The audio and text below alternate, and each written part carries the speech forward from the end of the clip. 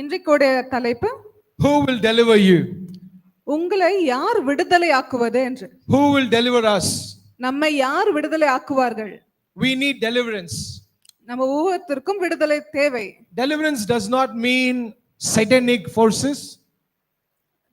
Satanic forces. விடுதலை என்று சொன்னால் பிசாசிடத்திலிருந்து விடுதலை கிடையாது.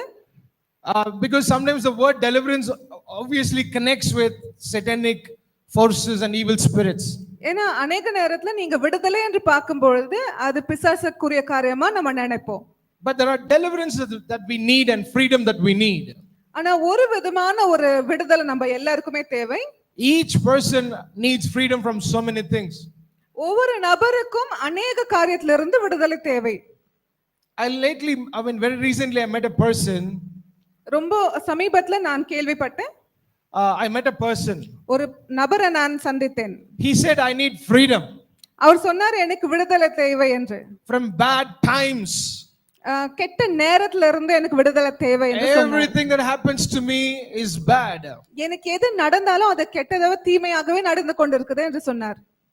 For a long time, Pastor, I have not seen good things happening in my life. ரொம்ப காலத்துக்கு பாஸ்டர் நல்ல காரியங்கள் என்னோட வாழ்க்கையில நான் பார்க்கல அப்படினு சொன்னார். For a very long time, I have not seen good things happen in my life. நிறைய காலங்கள் என்னோட வாழ்க்கையில நல்ல காரியங்கள் நடக்கிறத நான் பார்க்கல நிறைய நீண்ட காலத்துக்கு என்று சொன்னார். Every day, everything that happens to me is bad.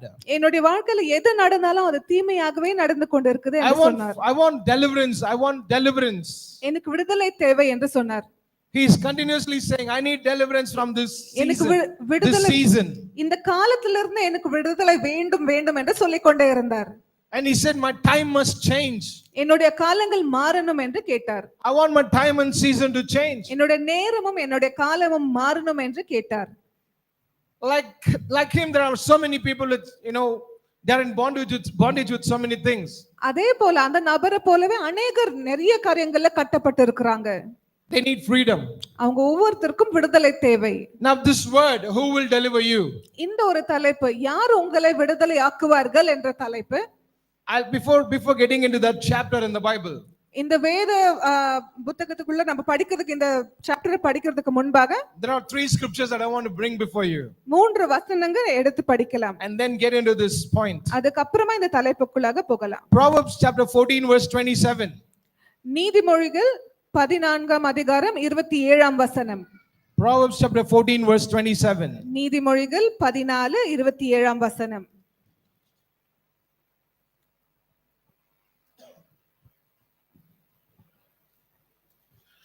The Bible says the fear of the Lord is a fountain of life to turn one away from the snares of death. கர்த்தருக்கு பயப்படுதல் ஜீவ ஊற்று, அதனால் மரண கண்ணிகளுக்கு தப்பலாம். The fear of the Lord is a fountain of life to turn one away from the snares of death. தேவனுடைய வார்த்தை தேவனுக்கு பயப்படுகிற பயம் அது ஒரு நீரூற்று போல வசனம் சொல்கிறது. மரணத்திலிருந்து தப்பிக்கிற ஒரு காரியமா இருக்கிறது. A person who has the fear of God will escape death. தேவனுக்கு பயப்படுகிற மனுஷன் மரணத்திலிருந்து விடுதலை ஆக்குவான். The Bible here says the fear of the Lord is fountain of life. தேவனுக்கு பயப்படுகிற அந்த பயம் ஒரு ஜீவ நீரூற்று போல வசனம் சொல்கிறது. A person who has the fear of God. தேவனுக்கு பயந்த அந்த மனுஷன். For him the Bible says for him it's like a fountain of life for him. அந்த மனுஷனுக்கு தேவனுக்கு பயப்படுகிற அந்த பயம் ஒரு ஜீவ ஊற்று போல இருக்கு. And the Bible also says to turn one away from the snares of death. மரணத்தின் பிடியிலிருந்து அவனை விடுதலை ஆக்குகின்ற ஒரு காரியமா இருக்கிறது. If you are a person who has the fear of God. உங்களுக்கு ஒருவேளை தேவனுடைய பயம் இருந்தால் let's understand let me talk a little bit about the fear of God. தேவனுடைய பயம் என்றால் என்ன என்று பார்க்கலாம்.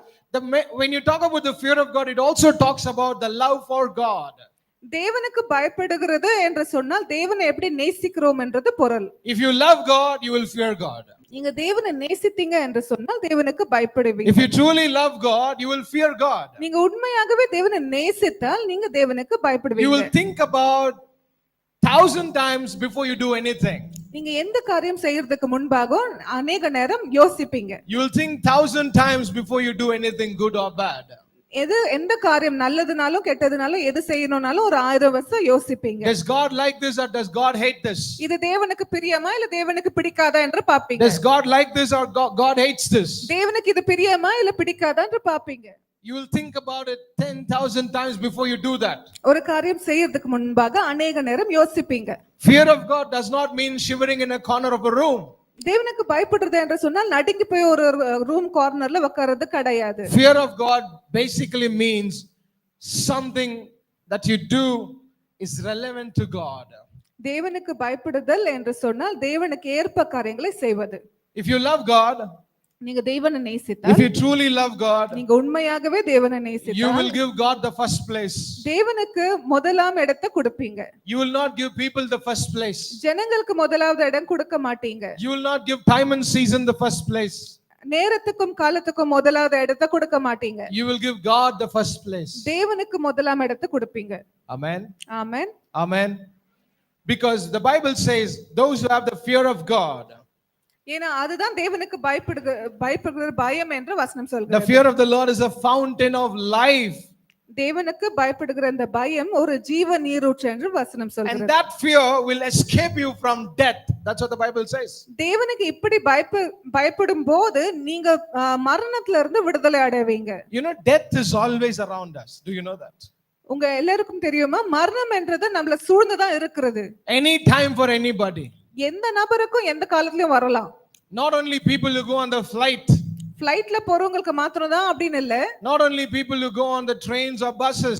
ட்ரெயின்ல பஸ்ல போறவங்களுக்கு மாத்திரம் தான் அப்படின்றதும் இல்ல. Even people who are sitting simply at home.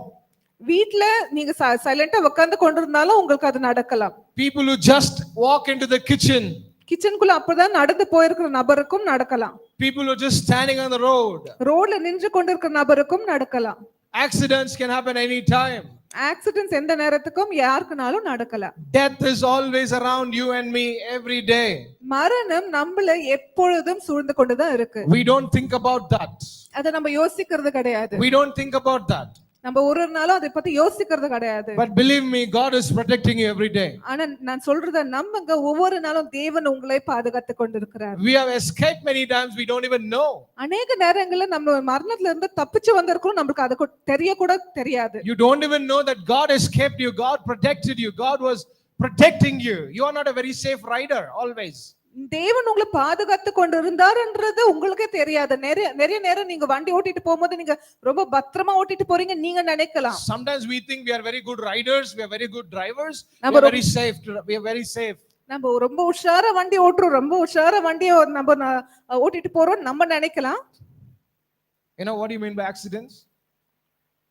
Accidents na enna? Accidents na enna? It happens when you don't even have a clue about it. அது நடக்க போது தெரியாத இருக்கிற நேரத்துல நடக்கிறது தான் accident. It happens when you don't even have a clue of it.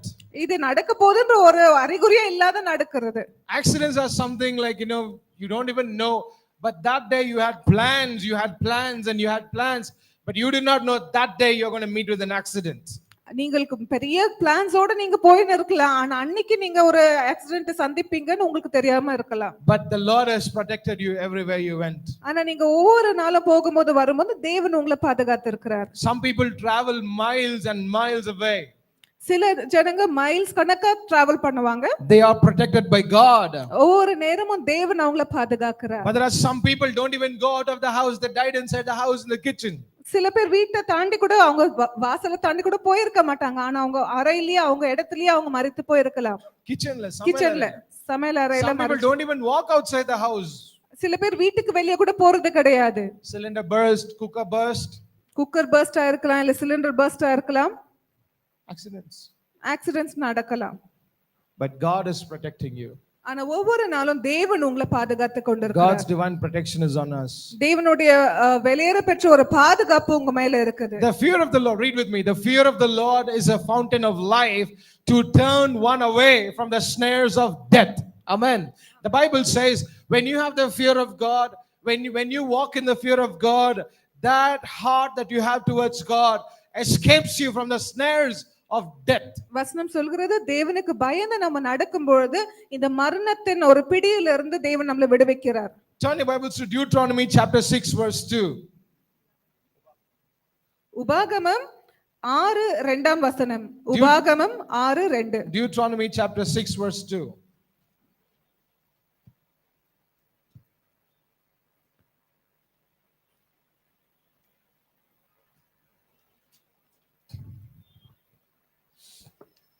நீங்கள் சுதந்தரிக்க போகிற தேசத்திலே கைக்கொள்வதற்காக உங்களுக்கு போதிக்க வேண்டும் என்று உங்கள் தேவனாகிய கர்த்தர் கற்பித்த கற்பனைகளும் கட்டளைகளும் நியாயங்களும் இவைகளே. Now the Bible says in verse 2 that you may fear the Lord your God to keep all his statutes and his commandments which I command you, you and your son and your grandson, all the days of your life, and that your days may be prolonged. வசனம் Amen. ஆமென். வசனம் சொல்கிறது, தேவனுக்கு பயப்படுகிற பொழுது நீங்க எந்த அளவுக்கு அதை கீழ்ப்படியணும் என்று சொன்னால், தேவனுடைய வசனம் சொல்கிறது, நீங்களும் உங்களோட பிள்ளைகளும் பேர பிள்ளைகளும் ஒவ்வொரு நாளும் தேவனுடைய வசனங்களை ஒவ்வொரு காரியங்களும் கைப்பிடிக்கணும் என்று சொல்லி. See, first, second, third, fourth line, it says, you, your son and your grandson. நீங்க, உங்க பிள்ளைங்க, உங்க பேர பிள்ளைங்க. Say with me, You, your son your son and grandson. and your grandson. This means 3 generations. 3 தலைமுறைகள். It talks about 3 generations. 3 தலைமுறைகளை பற்றி If you பேசுகிறது. want your children to be safe, உங்க பிள்ளைங்க பாதுகாப்பா இருக்கணும்னு நீங்க நினைக்கிறீங்க. if you want your grandchildren to be safe, உங்க பேர பிள்ளைங்க பாதுகாப்பா இருக்கணும்னு நீங்க நினைச்சீங்கன்னா, if you want you to be safe, நீங்க பாதுகாப்பா இருக்கணும்னு நினைச்சீங்கன்னா, let me ask you a question. How many of you want to live long on this earth? Long life. Anybody here who loves long life? Long life. எத்தனை பேருக்கு ரொம்ப வருஷம் வாழணும்னு ஆசை? Anybody? Long life? You want? You don't want? The Bible says there's only one way it's possible. வசனம் சொல்கிறது ஒரே ஒரு வழிதான் உண்டு. Fear of the Lord. தேவனுக்கு பயப்படுகிற பயம். Fear of the Lord meaning loving the Lord. தேவனுக்கு பயப்படுதல் என்று சொன்னால் தேவனை நேசிப்பது. And fear of the Lord meaning obeying the Lord. தேவனுக்கு பயப்படுதல் என்று சொன்னால் அவருக்கு கீழ்ப்படுகிறது. Fear of the Lord meaning pleasing the Lord. தேவனுக்கு சித்தம் போல நடக்கிற காரியம். I have seen many people, they please people but not God. எனக்கு நிறைய ஜனங்களை தெரியும், அவங்க ஜனங்களுக்கு ரொம்ப அன்பா நடந்துக்குவாங்க, ஆனா தேவனுக்கு கீழ்ப்படிய மாட்டாங்க. No, they make people happy but they hurt God. ஜனங்களை ரொம்ப சந்தோஷமா வைத்துக் கொள்வாங்க, ஆனா தேவனை காயப்படுத்துவாங்க. They can be your friends, relatives or anybody. அவங்க உங்களோட சொந்த பந்தமா இருக்கலாம், இல்ல நண்பர்களா இருக்கலாம், யாரா இருக்கலாம். But we as believers of God and God's word, our priority is to please God first and then people. ஆனா தேவனுடைய பிள்ளைகளா நம்ம இங்க இருக்கிற ஒவ்வொருத்தரும் முதலாவது தேவனை சமாதானப்படுத்தணும், அவருக்கு ஏற்ப நடந்து அதுக்கப்புறமா ஜனங்களை வைக்கணும். Wherever you please people and ignore God, you will be ignored very soon in that place. எங்கெல்லாம் நீங்க தேவனை தள்ளி வைத்து ஜனங்களை நீங்க உயர்த்துறீங்களோ அங்க நீங்க வைக்கப்பட்டு போவீங்க. Yes, wherever you reject God and when you put God in the second place, you will get the same place. எங்கெல்லாம் நீங்க தேவனை ஒதுக்கி வைக்கிறீங்களோ அதே போலதான் உங்களை அவங்க ஒதுக்கி வைப்பாங்க. So remember the scripture, the Bible says that you may fear the Lord your God to keep all his statutes and his commandments which I command you, you and your son and your grandson, all the days of your life, that your days may be prolonged. உங்களுடைய காலங்கள் நீடிய காலங்கள் இருக்க வேண்டும் என்று நீங்க நினைச்சா தேவனுக்கு பயந்து அவர் சொல்கிற எல்லா காரியங்களும் கீழ்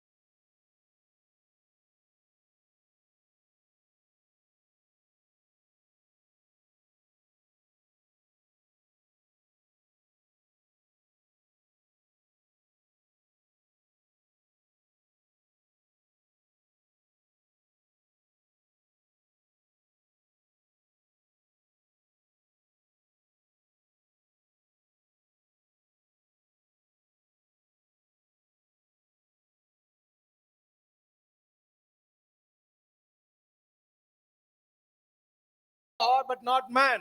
வசனம் சொல்கிறது தேவனுக்கு பயப்படுங்கள் ஆனா மனுஷர்களுக்கு பயப்படாதிருங்கள் என்று சொல்கிறது. What is the power of man? மனுஷனுக்கு என்ன வல்லமை உண்டு? Let him be very influential, let him be very powerful, let him be the most powerful man on earth. இந்த பூமியிலே ரொம்ப வல்லமை உள்ள மனுஷன் என்று கருதப்படுகிற மனுஷனா இருக்கலாம்.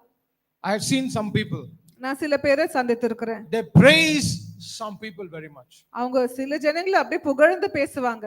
but I've never seen them praise God. ஆனா தேவனை புகழ்ந்து பேசுறத நான் பார்த்தல. They praise some people very much, சில ஜனங்களை அப்படியே புகழ்ந்து பேசுவாங்க. but I've not heard the same person praising God. ஆனா அதே நபர் தேவனை ஆராதித்து இல்ல துதித்து நான் பார்த்தது கிடையாது. Here the Bible says, fear, வசனம் சொல்கிறது பயம். do not fear those who kill the body. மனுஷரை இந்த சரீரத்தை கொல்ல வல்லமை உள்ள மனுஷர்களுக்கு நீங்க பயப்படாதிருங்க என்று வசனம் சொல்கிறது. Don't fear people who can kill your body. உங்க சரீரத்தை கொல்லக்கூடிய வல்லமை இருக்கிற ஜனங்களை நீங்க பார்த்து பயப்படாதீங்க என்று வசனம் சொல்கிறது. Human beings, மனுஷர்கள், witchcraft, மாய மந்திரம், black magic, பிலிசூனியம், all these things can kill only our body, இது எல்லாமே ஒரு மனுஷனுடைய சரீரத்தை அழிக்க முடியும். but it cannot kill our soul. ஆனா ஒரு மனுஷனுடைய ஆத்மாவை ஆவியை கொல்ல முடியாது. But the Bible says, ஆனா வசனம் சொல்கிறது but rather fear him who is able to destroy both soul and body in hell. ஆனால் தேவனுக்கு பயப்படுங்கள் ஏனென்றால் அவர்னால சரீரத்தையும் ஆவியையும் நரகத்துல சாகடிக்க முடியும் என்று சொல்கிறது. ஆத்துமாவை கொல்ல வல்லவராய் இராமல் சரீரத்தை மாத்திரம் கொல்லுகிறவருக்கு நீங்கள் பயப்பட வேண்டாம். ஆத்துமாவையும் சரீரத்தையும் நரகத்திலே அழிக்க வல்லவருக்கே பயப்படுங்கள். The body and the soul can be killed in hell. சரீரமும் ஆவியும் மரணம் அடைய முடியும் நரகத்தில். So it can be killed in hell. ஆத்மாவும் சரீரமும் நரகத்துல கொல்ல முடியும். Who has the power to kill your soul? இந்த ஆத்மாவை உங்களோட ஆத்மாவை கொல்றதுக்கு வல்லமை யார்கிட்ட உண்டு? Which man has the power to kill your soul? Nobody. எந்த மனுஷனுக்கு உங்களோட ஆத்மாவை கொல்ல பலம் இருக்கு? Sometimes we give so much importance to people and we give very less importance to God. சில நேரத்துல பெரிய ஒரு இம்பார்ட்டன்ஸ் மனுஷருக்கு கொடுப்போம் ஆனா தேவனுக்கு கொடுக்க மாட்டோம். But the Bible says, God is saying, Bible is not just a book, it is God's word. வசனம் சொல்கிறது ஏன்னா வசனம் தேவனுடைய வார்த்தையா இருக்கிறதுனால Give more importance to the one who can kill the soul and the body in hell. ஆத்மாவையும் சரீரத்தையும் நரகத்துல கொல்லக்கூடிய தேவனுக்கு பயப்படுங்கள் என்று சொல்லுகிறது. Hallelujah. Hallelujah. Man can kill your body, that's it. மனுஷன் உன்னுடைய சரீரத்தை மாத்திரமே கொல்ல முடியும். But God can kill our body and our soul. ஆனா தேவன் ஆத்மாவையும் சரீரத்தையும் கூட கொல்ல முடியும். So let's fear God more. அதனால தேவனுக்கு அதிகமாய் பயப்படலாம். Not man. மனுஷனுக்கு அல்ல. Now there is a story that I want to show you. நான் ஒரு கதையை உங்களுக்கு எடுத்து காட்ட போறேன். Where people, there are three men that you know very easily, that you can identify very easily. There are three men. மூன்று ஆண்களை பற்றி பார்க்க போறோம். Who did not fear man. மனுஷனுக்கு அவங்க பயப்படல. They did not fear a king. ஒரு ராஜாவுக்கும் பயப்படல. But they feared an invisible God. ஆனா கண்ணுக்கு தெரியாத இந்த தேவனை பார்த்து அவங்க பயந்தாங்க. You know, the invisible God that we worship is very much visible. நம்ம கண்ணுக்கு தெரியாத இந்த தேவன் உண்மையாகவே இருக்கின்றவராக இருக்கிறார். Your God goes wherever you go. நீ எங்கெல்லாம் போறீங்களோ அங்கெல்லாம் உங்களோட தேவன் உங்களோட செல்கிறார். He comes to protect you. அவர் உங்களை பாதுகாக்க வருகிறார். Every day, everywhere you go, God is there watching you. ஒவ்வொரு நாளும் நீங்க எங்கெல்லாம் போறீங்களோ எல்லா நேரத்திலயும் உங்களை கண்காணித்து பார்க்கிறார். Protecting you. உங்களை பாதுகாக்கிறார். Providing you. உங்களோட தேவைகளை சந்திக்கிறார். Blessing you. உங்களை ஆசீர்வதிக்கிறார். God wants to connect you with right people in life. சரியான நபர்களோட உங்களை கனெக்ட் பண்ண தேவன் செய்கிறார். If there is anybody in this place this morning waiting for good connections in life, I'll tell you, if not God, you're going to find bad connections. ஒருவேளை இந்த இடத்துல நீங்க காத்து கொண்டிருக்கிற சிலர் இருக்கலாம், கரெக்டான கனெக்ஷன்ஸ் எனக்கு ஜனங்க கிடைக்கணும் என்று சொல்லி தேவன் இல்லாவிட்டால் உங்களுக்கு கிடைக்கிற கனெக்ஷன்ஸ் எல்லாம் பேட் கனெக்ஷன்ஸா தான் இருக்கும். Because God brings divine connections. ஏனென்றால் தேவன் தெய்வீக கனெக்ஷன்ஸ் கொண்டு வருகிற தேவனா இருக்கிறார். God alone can bring good connections in your life. தேவன் மாத்திரமே நல்ல ஒரு கனெக்ஷன்ஸ் உங்களோட வாழ்க்கையில கொண்டு வர முடியும். For your education, உங்களோட படிப்புக்கு, for your business, உங்களோட பிசினஸ்க்கு, for your work, உங்களோட வேலைக்கு, for ministries, ஊழியத்துக்கு, for everything that pertains to your life. உங்களுடைய வாழ்க்கை சம்பந்தப்பட்ட எல்லா காரியத்துக்கும் தேவன் மாத்திரமே கனெக்ஷன்ஸ் கொண்டு வர If முடியும். there is anybody in this place or online waiting for good connections in life, praying for a good partner for life, or praying for a good partner for ministry, let me tell you, God alone can bring those divine connections. இங்கேயும் சரி இல்ல ஆன்லைன்லயும் சரி பார்த்து கொண்டிருக்கிற ஜனங்களுக்கும் சரி, நீங்க தேவனுக்காக நீங்க காத்து கொண்டிருந்த பெரிய கனெக்ஷன்ஸ்க்காக நீங்க காத்து கொண்டிருந்தீங்கன்னா, நல்ல கனெக்ஷன்ஸ்க்காக நீங்க காத்து கொண்டிருந்தீங்கன்னா, அது Because- தேவன் மாத்திரமே கொண்டு வர முடியும். Because God knows people better than you know them. ஏன்னா தேவனுக்கு ஜனங்களை அதிகமா தெரியும், உங்களுக்கு அவங்கள தெரியறத காட்டிலும். God knows people better. ஏன்னா தேவனுக்கு ஜனங்களை குறித்து அதிகமா தெரியும். There are 3 people in the Bible, வசனத்துல 3 நபர்களை பார்க்கிறோம். and these 3 men, இந்த 3 நபர்கள் they are called as Shadrach, Meshach and Abednego. Shadrach, மெஷாக், Abednego என்ற பெயருள்ளவர்கள். They are friends of Daniel in the Bible. தானியேலுக்கு நண்பர்களா இருக்கிறாங்க. And these 3 people had a challenging time. இவங்களுக்கு ஒரு சவாலா ஒரு நேரம் வந்தது. They work under a king. ஒரு ராஜாக்கு அடியில அவங்க வேலை செய்றாங்க. They are under a king. ஒரு ராஜாக்கு வேலை செய்து And the கொண்டிருக்காங்க. king's name was Nebuchadnezzar. Nebuchadnezzar என்ற ராஜாவுக்கு கீழ வேலை செய்றாங்க. So he is an unbeliever king. அவரு தேவனை நம்புகிற ஒரு ராஜா இல்ல. He is not a follower of Jehovah God. Jehovah தேவனை பின்பற்றுகிற நபரா அவர் இல்ல. He is an unbeliever king. அவரு தேவனை அறியாத ஒரு ராஜாவா இருந்தார். But these 3 men, Shadrach, Meshach and Abednego, ஆனா இந்த 3 நபர்கள் Shadrach, மெஷாக், Abednego they are believers of the Lord Jehovah Almighty. Jehovah தேவனை நம்புகிற விசுவாசிகளா இருந்தாங்க. Now there comes a time ஒரு காலம் வருகிறது, where the king makes a huge statue. இந்த ராஜா பெரிய ஒரு சிலையை உருவாக்குகிறார். And the king makes a decree. ஒரு அறிக்கையம் இடுகிறார். He says everybody in the nation, in that country, will come before the statue, and when the music is made, the drums are played, the music is played, the harp and the lyre is played. When there's a huge music, everybody must worship that huge statue. இந்த ராஜா என்ன அறிக்கை இடுகிறார் என்று சொன்னால், இந்த பெரிய உருவத்தை உருவாக்கிவிட்டு இந்த music பண்ணும்போது, இந்த சத்தம், இந்த மியூசிக் இன்ஸ்ட்ருமெண்ட்ஸ் எல்லாம் வாசிக்கும் பொழுது எல்லாரும், அந்த ராஜ்யத்துல இருக்கிற எல்லாரும் அது முன்பாக வந்து குனிஞ்சு அதை பணிந்து கொள்ள வேண்டும் என்று சொல்கிறார். Now the Bible says வசனம் சொல்கிறது, these 3 people, இந்த 3 ஜனங்கள் மாத்திரம், for them it was challenging. இந்த 3 பேருக்கு அது ஒரு பெரிய சவாலா இருந்தது. I'll quickly tell you the story and then get into the word little by little. சீக்கிரமா இந்த கதையை சொல்லி முடிக்கிற அம்மா வசனத்துக்குள்ளாக போகலாம். Then one particular day comes, ஒரு நாள் வருகிறது, and the statue is erected, it is set there, இந்த பெரிய ஒரு சிலையை வைக்கிறாங்க. and there's huge music played, பெரிய ஒரு கீதவாதங்க சத்தம் எல்லாம் வருது. and everybody bows before the statue, including the king. இந்த சிலைக்கு முன்பாக எல்லாருமே குனிஞ்சு அதுக்கு மரியாதை செலுத்துறாங்க, ராஜாவை சேர்த்து. Everybody is worshipping that statue. இந்த பெரிய ஒரு ஸ்டாச்சுவை எல்லாரும் வர்ஷிப் பண்றாங்க. But these 3 men, ஆனா இந்த 3 நபர்கள் மாத்திரம், do we have the title image? These 3 men, இந்த 3 நபர்கள் மாத்திரம், what's their names?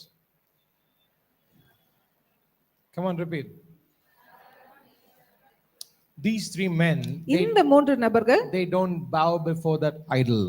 இந்த ஒரு பெரிய சிலை முன்பாக குனிந்து அதுக்கு கனத்தை கொடுக்கிறது கிடையாது. Everybody is they're bowing before that statue. எல்லாரும் அது முன்பாக குனிஞ்சு அதுக்கு கனம் செலுத்துறாங்க. But these 3 men, they don't bow before that statue. ஆனா இந்த 3 மனுஷர்கள் மாத்திரம் அதுக்கு கனத்தை கொடுக்கிறது கிடையாது. They don't bow down. அவங்க அதை குனிஞ்சு பணிந்து கொள்றது கிடையாது. They are not worshipping it. அவங்க அதை ஆராதிக்கல. Because inside of them, ஏன்னா அவங்களுக்கு உள்ளாக they are believers of the Lord Jehovah. Jehovah தேவனை பின்பற்றுகிற ஜனங்க அவங்க இருக்கிறாங்க. And they know the 10 commandments. அவங்களுக்கு 10 கட்டளைகள் நல்லாவே தெரியும். They know that we are not supposed to worship anything else other than Father God. பிதாகிய தேவனை தவிர்த்து வேற எந்த கடவுளையும் நம்ம வணங்க கூடாதுன்றது அவங்களுக்கு தெரியும். I will not bow down, I will not worship any statue. நான் எந்த சிலைக்கு முன்பாகவும் குனிந்து அதை பணிந்து கொள்ள மாட்டேன் என்று அவங்களுக்கு தெரியும். It might be a god to you. அது ஒருவேளை உனக்கு வேணா கடவுளா இருக்கலாம். It might be a god to you. உனக்கு வேணா அது கடவுளா இருக்கலாம். But I have my God inside of me. ஆனா என்னுடைய தேவன் எனக்குள்ளாக வசிக்கிறார்.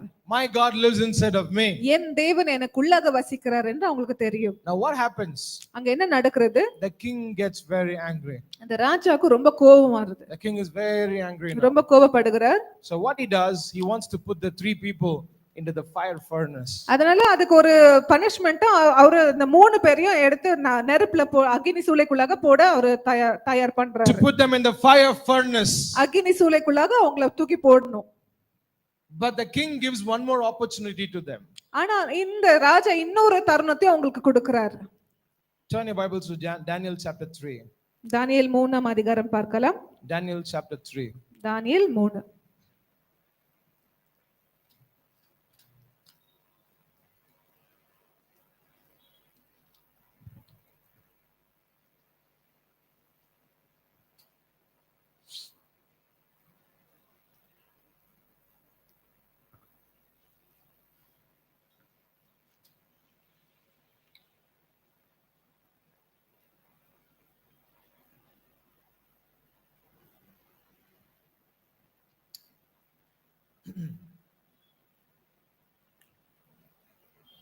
Verse,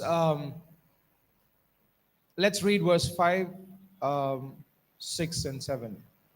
5, 6, 7 வசனங்கள் பார்க்கலாம். That at the time you hear the sound of the horn, flute, harp, lyre and psaltery in symphony with all kinds of music, you shall fall down and worship the golden image that King Nebuchadnezzar has set up. And whoever does not fall down and worship shall be cast immediately into the midst of a burning fiery furnace. So at that time, when all these people heard the sound of the horn, flute, harp, and lyre in symphony with all kinds of music, all the people, nations, and languages fell down and worshipped the God, the golden image which King Nebuchadnezzar had set up. Therefore, at that time, certain Chaldeans came forward and accused the Jews. Can you read verse 12, please?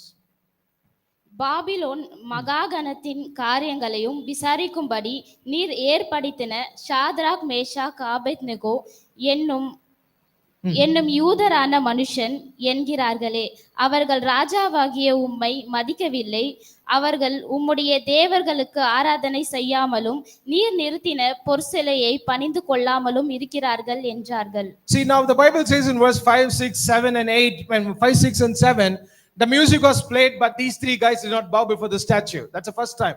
5ல இருந்து 7ஆம் வசனம் படிக்கும் பொழுது இந்த கீத வாத்தியங்கள் எல்லாம் வாசிக்கப்படுகிறது இந்த சிலைக்கு முன்பாக. That was the first time they didn't bow. இது முதலாம் நேரம் அவங்க அதுக்கு பணிந்து கொள்ளவில்லை. Now the king calls these three men. He says, "Come, I need to talk to you." இந்த ராஜா இந்த மூன்று பேரையும் கூப்பிடுறாரு, வாங்க நான் உங்களோட பேசணும் என்று சொல்கிறார். Now in verse 15 he says, 15ஆம் வசனத்துல பார்க்கிறோம். Now if you are ready at the time you hear the sound of the horn, flute, harp, lyre and psaltery in symphony with all kinds of music, and you fall down and worship the image which I have made, good. But if you do not worship, you shall be cast immediately in the midst of the burning fiery furnace. And who is the God who will deliver you from my hands? இப்பொழுது எக்காலம், நாகசுரம், கீன்னரம், வீணை, சுரமண்டலம், தாம்பரம் முதலான சகலவித கீத வாக்கியங்களையும் சத்தத்தையும் நீங்கள் கேட்டபோது தாழ விழுந்து நான் பண்ணி வைத்த சிலையை பணிந்து கொள்ள ஆயத்தமாயிருந்தால் நல்லது. பணிந்து கொள்ளாமல் திரிந்திருக்கிறீர்களாகிலும் அந்நேரமே எரிகிற சூளையிலே நடுவிலே போடப்படுவீர்கள். உங்களை என் கைக்கு தப்புவிக்க போகிற தேவன் யார் என்றான்.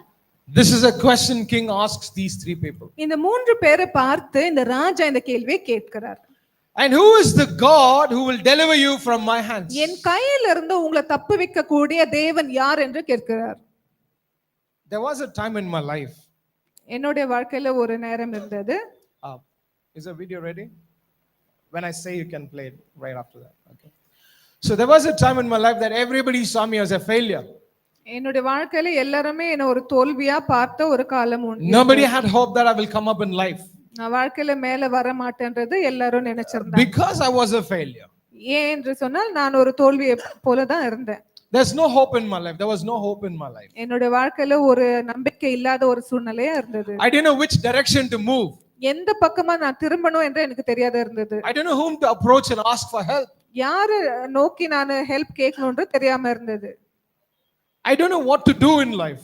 வாழ்க்கையில என்ன செய்யணும்னு தெரியாம இருந்தது. Because my mind was zero. ஏனென்று சொன்னா என்னுடைய சிந்தை எனக்கு எதுவும் யோசிக்க தெரியாது. No thoughts.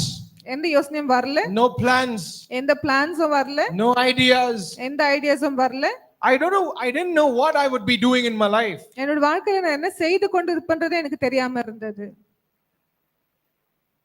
One day, ஆனா ஒரு நாள், sometimes the worst thing happens in these seasons. இந்த காலத்துல தான் ரொம்ப தீமையான காரியங்கள் நடக்கும். Yeah, when you're already going through bad times, நம்ம ஏற்கனவே ஒரு கெட்ட காலத்துக்குள்ளாக போயிட்டு கொண்டு இருப்போம். that's when the worst thing happens. ஆனா அப்பதான் இன்னும் கஷ்டமான காரியங்கள் Most நடக்கும். discouraging and degrading things happen. இன்னும் அதிகமா நம்மள டிஸ்கரேஜ் பண்ற காரியங்கள் நடக்கும். Then I was not doing anything at that time. No school, no college, no work, nothing was there. அந்த குறிப்பிட்ட காலத்துல நான் எதுவும் செய்து கொண்டு இல்ல. I don't know what work to do. I don't know what business to do. Business ideas are coming, but I don't know what to do because no investment and nothing, absolutely zero. Business investment பண்ணலாம் அப்படின்னு சொன்னா invest பண்றதுக்கு காசு இல்லாததுனால என்ன செய்யணும்னு தெரியாத இருந்த காலங்கள். One of my family member came to me. குடும்பத்துல ஒரு நபர் வந்தாங்க வீட்டுக்கு. My dad's elder brother. அப்பாவோடைய அண்ணன். He is financially good. அவரு ஃபைனான்ஸ்ல நல்லா இருந்தாரு. He came and said, அவர் வந்து சொன்னாரு, I will help you. நான் உனக்கு உதவி செய்றேன். What you want, tell me. உனக்கு என்ன வேணும்னு சொல்லு. I said, I don't know what I'll be doing. நான் என்ன செய்ய போறேன்னு தெரியல பெரியப்பா அப்படின்னு நான் சொன்னேன். You know how he asks, the way he talks is, என்னடா பண்ணுங்கற நீ? That's how he talks. அவர் எந்த ஒரு விதத்துல பேசுவாரு. Yeah, he says vada poda always. அப்பான்றதுனால அவர் வாடா போடான்னு தான் பேசுவாரு. Yeah, so he said, நீ என்ன பண்ணுங்கற நீ? What is your plan? What do you want to do in life? நீ என்ன பண்ண போற லைஃப்ல அப்படின்னு கேட்டாரு. I said, I don't think I have life. எனக்கு ஜீவன் இருக்கிற மாதிரி எனக்கு தோணல என்று சொன்னேன். I myself I feel dead inside. உள்ள நான் மரிச்சு போயிருக்கிற மாதிரி உணர்கிறேன் என்று சொன்னேன். He said, don't worry, I will help you. அவர் சொன்னாரு, நீ பயப்படாத, நான் உனக்கு ஹெல்ப் பண்றேன்னு சொன்னாரு. For that moment he was like God for me. அந்த நேரத்துல அவர் எனக்கு கடவுளை போல தெரிஞ்சாரு. For that moment I saw him like a God. அந்த நேரத்துல நான் அவரை தேவனை போல பார்த்தேன். Somebody is come forward to help me now. யாரோ ஒருவர் எனக்கு உதவி செய்ய வந்திருக்கிறார். Somebody is going to give me life now. யாரோ ஒருவர் எனக்கு ஜீவனை கொடுக்க போறார் என்று சொல்லி நினைச்சேன். I said, what do you want to do for me? நீங்க என்ன செய்ய விரும்புறீங்க எனக்குன்னு கேட்டேன். He said, start a business. ஒரு business ஸ்டார்ட் பண்ண அப்படினாரு. I will make the investment. நான் இன்வெஸ்ட் பண்றேன் அப்படின்னு சொன்னாரு. Now just think about a young boy who has nothing to do, but there is someone coming forward with money and saying, I'm investing in your life, start a business. நினைச்சு பாருங்க, ஒரு வாலிப பிள்ளை என்ன செய்யணும்னு தெரியாத இருக்கிற நேரத்துல ஒருத்தர் வந்து நான் உனக்கு பணத்தை கொடுக்குறேன், நீ என்ன ஸ்டார்ட் பண்ற, பிசினஸ் ஸ்டார்ட் பண்ணி பண்ணு என்று சொல்லும்போது எப்படி இருக்கும்? Now for the next 10 minutes I was thinking, which business, what business, that business, this business, and my mind was flooding with ideas. அடுத்து ஒரு 10 நிமிஷம் இது பண்ணலாம் அது பண்ணலாம்னு நிறைய ஐடியாஸ்ங்க வந்து இருந்தது. Then he asked me for some ideas. அதுக்கப்புறமா அவர் கேட்டாரு, என்ன ஐடியா உனக்குன்னு கேட்டாரு. Then I gave him some ideas related to two-wheelers and bikes. நான் அவருக்கு ஒரு ஐடியா, என்னோட ஐடியா என்ன இருந்தது, 2 வீலர்ஸ் குறிச்சும் பைக்ஸ் குறிச்சும் நான் சொன்னேன். I said bike modification. Bike modification என்று சொன்னேன். I'll do, I said. இது எனக்கு பிடிக்கும், நான் செய்யறேன்னு சொன்னேன். He said no. அவர் இல்ல அப்படின்ட்டாரு. Then I said, okay, I'll do with spare parts, bike spare parts. சரி, பைக் ஸ்பேர் பார்ட்ஸ் எனக்கு அந்த ஒரு பிசினஸ் பண்றேன் அப்படின்னு சொன்னேன். He said no. இல்ல வேண்டாம் அப்படினாரு. Then I gave him 2 more ideas related to bikes and cars. இன்னும் 2 ஐடியாஸ் கொடுத்தா அதுவும் பைக்ஸ் கார்ஸ் ரிலேட்டடா தான் இருந்தது. I said, Peripa, I'll have 3 shops. பெரியப்பா, நான் 3 கடைங்களை வைக்க போறேன். Car wash. கார் வாஷ் வைக்க போறேன். After the car comes out, it'll go for polishing. Car wash முடிஞ்ச பிறகு அது பாலிஷிங்க்கு போணும். The moment it comes out, it'll go for additional fittings. Polishing முடிஞ்ச பிறகு அடிஷனல் ஃபிட்டிங்ஸ்க்கு போற மாதிரி இன்னொரு கடை. So this is my idea. இதுதான் என்னோட idea. And I'm dreaming 10 minutes. ஒரு 10 நிமிஷம் நான் அப்படியே கனவு பார்க்கற போல இருந்தேன். My Peripa said, all your ideas are waste. பெரியப்பா சொன்னாரு, நீ கண்ட எல்லா கனவும் waste. I have an idea for you, he said. எனக்கு ஒரு ஐடியா இருக்கு உன்னை பத்தி அப்படின்னு சொன்னாரு. I said, okay, come on, say it. What is that? சரி சொல்லுங்க, நான் என்ன செய்யணும்னு sir. I have a friend in Kerala, he said. கேரளால எனக்கு ஒரு ஃப்ரெண்ட் இருக்காரு அப்படின்னு சொன்னாரு. I will import coconuts. நான் கோகோனட்ஸ் தேங்காய். ஒரு நிமிஷத்துக்கு மறந்துட்டேன். He said, I will import coconuts from Kerala. நான் கேரளால இருந்து தேங்காயை தர வைக்கிறேன் அப்படின்னு சொன்னாரு. You sell it. நீ அதை வித்து கொடுன்னு சொன்னாரு. That will be very good business, he அது said. நல்ல ஒரு பிசினஸா இருக்கும் அப்படின்னு சொன்னாரு. உட்டுந்தான் தேங்காய் வித்து விக்க வச்சிருப்பாங்க. I said, Perippa, what is this? நான் கேட்ட பெரியப்பா என்ன இது அப்படின்னு கேட்டேன். He said, if you need business, உனக்கு பிசினஸ் வேணும்னா your business will flourish. உன்னுடைய பிசினஸ் நல்லா வரணும். If you have products or commodities that is sold every day.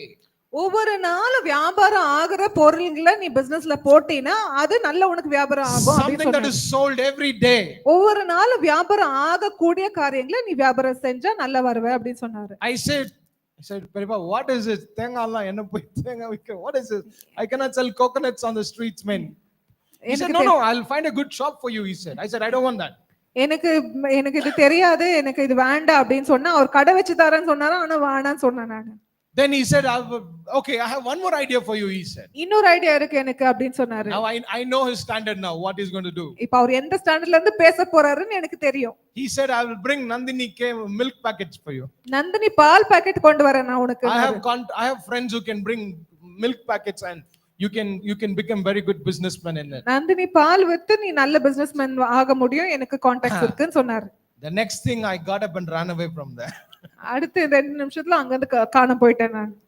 Sometimes these things happen in life. இந்த மாதிரி காரியங்கள் வாழ்க்கையில ஒவ்வொருத்தருக்கும் நடக்கும். The worst things happen when you're already going through worst time. நீங்க முதல்ல உடைஞ்சு போற நேரத்துல இன்னும் உங்களை உடைக்கிற காரியங்கள் நடக்கும். My Periyappa did that to me. My uncle did that to me. பெரியப்பா அந்த மாதிரி பண்ணாரு. Now the king talks to these 3 guys. இந்த ராஜா இந்த 3 ஜனங்க கிட்ட பேசினாரு. He says, one more chance I'll give you, Shadrach, Meshach and Abednego. Shadrach Meshach Abednego ஒரு தருணத்தை நான் உங்களுக்கு கொடுக்கிறேன் என்று சொன்னார். Once again play the music. இன்னொரு இந்த கீத வாத்தியங்களை நாங்க வாசிக்கிறோம். All those are bowing down, stand up again. யாரெல்லாம் குனிஞ்சு அதுக்கு பணிந்து கொண்டிருக்கிறீங்களோ எழுந்து நில்லுங்க. Once again the music will be played. இன்னொரு இந்த கீத வாத்தியங்களை வாசிப்பாங்க. So everybody including these 3 guys must bow down before the statue. அப்போ எல்லாரும் இந்த 3 பேரை சேர்ந்து இந்த சிலைக்கு முன்பாக பணிந்து கொள்ள வேண்டும். If you don't bow down now, நீங்க இப்ப பணிந்து கொள்ளனா I will put you in the fire furnace. உங்களை இந்த அக்கினி சூளைக்குள்ளாக உங்களை போட்டுடுவேன் என்று சொன்னார். And now the king should have stopped with this, but he made a big mistake. ஆனா இந்த ராஜா பேசும்போது அதோட நிறுத்தி இருந்தா நல்லா இருந்திருக்கும். He said, who is the God who will deliver you from my hand? அவர் தொடர்ந்து என்ன சொன்னார் என்று சொன்னால், என்னுடைய கையில இருந்து உன்னை விடுதலை ஆக்குகிற ஒரு கடவுள் யார் என்று கேட்டார். When you stand for God, நீங்க தேவனுக்காக நிற்கும் பொழுது, I repeat, when you stand for God, நீங்க தேவனுக்காக நிற்கும் பொழுது, if anybody challenges you, உங்களை யாராவது சேலஞ்ச் பண்ணாங்கன்னா, they are not challenging you, they are challenging God. அவங்க உங்களை கேள்வி கேட்கல, உங்களுக்கு எதிர்த்து நிக்கல, தேவனுக்கு சேலஞ்ச் பண்றாங்க. I have seen people challenge me. நான் ஜனங்க என்ன சேலஞ்ச் பண்றதை நான் பார்த்திருக்கிறேன். Everybody in my family, my relatives, they thought this guy is not going to come up, he's going to become a beggar on the streets. குடும்பத்துல இருக்கிற எல்லாரும் நினைச்சாங்க நான் ஒன்னும் ஆக மாட்டேன், ஸ்ட்ரீட்ஸ்க்கு வந்துருவேன் அப்படின்னு நினைச்சாங்க, தெருவுக்கு வந்துருவேன்னு நினைச்சாங்க. Yeah, that's the understanding people had on my life. அப்படிதான் ஜனங்க நினைச்சாங்க. But God had a different plan. ஆனா தேவனுக்கு வேற ஒரு சிந்தனை இருந்தது. Anybody challenging you, they're challenging God. உங்களை யார் சேலஞ்ச் பண்ணாலும் அது தேவனை சேலஞ்ச் பண்றது. When you stand with God's word and to stand and please God, நீங்க தேவனை சமாதானப்படுத்துறதுக்கு நீங்க நிற்கும் பொழுது, I repeat again, when you stand in God's word, நீங்க தேவனுடைய வசனத்துல நிற்கும் பொழுது, when you're ready to lose anything, நீங்க எதை கைவிட்டு போனாலும் பரவாயில்லைன்னு நினைக்கும் பொழுது, but not God, ஆனா தேவனை மாத்திரம் நான் மிஸ் பண்ணிட கூடாதுன்னு நீங்க and people will challenge you. ஜனங்க உங்களை சேலஞ்ச் பண்ணலாம். They will say, let me see how you will come up in life. எப்படி நீ மேல வர பார்க்கலாம் அப்படின்னு நினைக்கலாம். People will say, without me you cannot come up in life. நான் இல்லாம நீ மேல வர மாட்டே அப்படின்னு நினைக்கலாம். People will challenge you in many ways. நிறைய விதத்துல உங்களை சேலஞ்ச் பண்ணலாம். But if you stand with God's word, ஆனா நீங்க தேவனுடைய வார்த்தையோட நின்னீங்க என்று சொன்னா, if you stand in God's standard, ஆனா தேவனுடைய ஸ்டாண்டர்ட்ஸ்க்கு ஏற்ப நீங்க நின்னீங்க என்று சொன்னா, please understand, people are not challenging you, they're challenging God. ஜனங்க உங்களை சேலஞ்ச் பண்ணல, தேவனை சேலஞ்ச் பண்ணி But if கொண்டிருக்கிறாங்க. you are not obedient to God, ஆனா தேவனுக்கு நீங்க கீழ்ப்படியாம இருந்தீங்க என்று when சொன்னால், people challenge you, ஜனங்க உங்களை சேலஞ்ச் பண்ணும் பொழுது they will win. அவங்க வின் பண்ணுவாங்க. They will win. அவங்க வின் பண்ணுவாங்க. You will fail. நீங்க தோத்து போவீங்க. But when you are in God's word, ஆனா நீங்க தேவனுடைய வசனத்துல இருப்பீங்க என்று சொன்னால், when you want to please God, when you want to please God, நீங்க தேவனை ப்ளீஸ் பண்ணோம் என்று சொன்னால், your ultimate thought is to please God, not man. நீங்க மனுஷனை அல்ல தேவனை சமாதானப்படுத்தணும் என்று சொன்னால், Let it be your workplace, your relatives, your family, or your education centers, wherever you are. அது வேலையா இருக்கட்டும், குடும்பத்துல இருக்கட்டும், எந்த இடத்துலனா இருக்கட்டும், When we stand for God, நீங்க தேவனுக்கு நிற்கும் பொழுது God protects us. தேவன் உங்களை பாதுகாக்கிறார். You might lose this job, இந்த வேலை வேணா உங்க கைவிட்டு போகலாம், but God has a better one for you. ஆனா தேவன் உங்களுக்கு அதுக்கு மேற்பட்ட ஒரு வேலை வைத்திருக்கலாம். Always see God as your provider. எப்பொழுதுமே தேவன் உங்களோட தேவைகளை சந்திக்கிற நபரா Your பாருங்க. manager and your company is not your provider. உங்களோட மேனேஜரோ இல்ல உங்களோட கம்பெனியோ உங்களோட தேவைகளை சந்திப்பது Your கிடையாது. business is not your provider. உங்களோட பிசினஸ் உங்களோட தேவைகளை சந்திப்பது கிடையாது. Anytime you give God second place, எந்த you will be positioned second. நீங்க எந்த இடத்துல தேவனுக்கு இரண்டாவது இடத்தை கொடுக்கறீங்களோ அந்த இடத்துல நீங்க செகண்டா மாறிடுவீங்க. Wherever you give God first place. எந்த இடத்துல தேவனுக்கு நீங்க முதலாவது இடத்தை கொடுக்கறீங்களோ. Now listen to me very carefully. In this church, இந்த சபையில I've seen some people doing business and work and all of that. சில ஜனங்களை நான் பார்த்திருக்கிற பிசினஸ் இல்ல வேலையை செய்து கொண்டிருப்பாங்க. Sometimes it's the enemy that attacks. சில நேரத்துல பிசாசு அவங்கள தாக்குவான். Sometimes it is natural things that they needed they didn't get at the time. சில நேரத்துல அது இயற்கையா அவங்களுக்கு வந்து சேர வேண்டிய காரியங்கள் சேராம போயிருக்கலாம். But sometimes it is you who is the reason for your failure of your business. ஆனா சில நேரங்கள்ல நீங்க தான் உங்களுடைய பிசினஸ் மேல வராம இருக்கிறதுக்கு காரணமா இருந்திருக்கலாம். Even at workplace, அது வேலையில கூட இருக்கலாம். people give importance to work, ஜனங்க வேலைக்கு ரொம்ப முக்கியத்துவம் கொடுக்கலாம், business, பிசினஸ்க்கு கொடுக்கலாம், and then God. அதுக்கப்புறமா தேவனுக்கு கொடுக்கலாம். You will have money. உங்ககிட்ட பணம் இருக்கும். That day's business money you will have. அந்த நாளுக்குரிய பிசினஸ் காசு உங்ககிட்ட இருக்கும். If you're working in a company, that month's salary you will get. நீங்க கம்பெனில வேலை செய்றீங்கன்னு சொன்னா அந்த கம்பெனியோட salary உங்ககிட்ட அந்த மாதத்துக்கு ஏற்ப salary இருக்கலாம். What about the next month? அடுத்த மாதத்துக்கு என்ன செய்ய போறீங்க? What about the next business? அடுத்த பிசினஸ்க்கு என்ன செய்ய போறீங்க? What about the next investment? அடுத்த இன்வெஸ்ட்மென்ட்க்கு என்ன செய்ய போறீங்க? What about the next progress? அது அடுத்த முன்னேற்றத்துக்கு என்ன செய்ய போறீங்க? Importance to God. தேவனுக்கு முக்கியத்துவம் கொடுப்பது. Importance to God.